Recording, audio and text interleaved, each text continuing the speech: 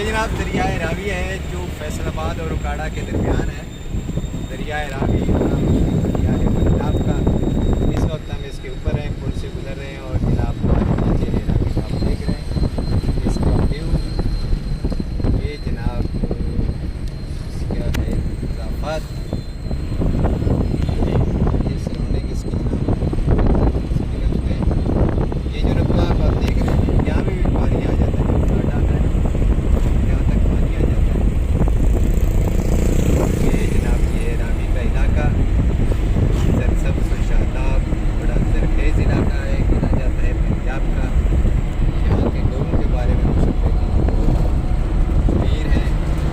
भेज दें।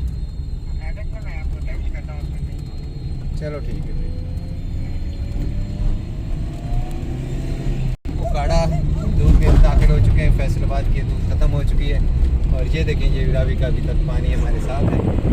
और वो मैं अगर हमारा कैमरा मैन आपको दिखाए तो बंद है।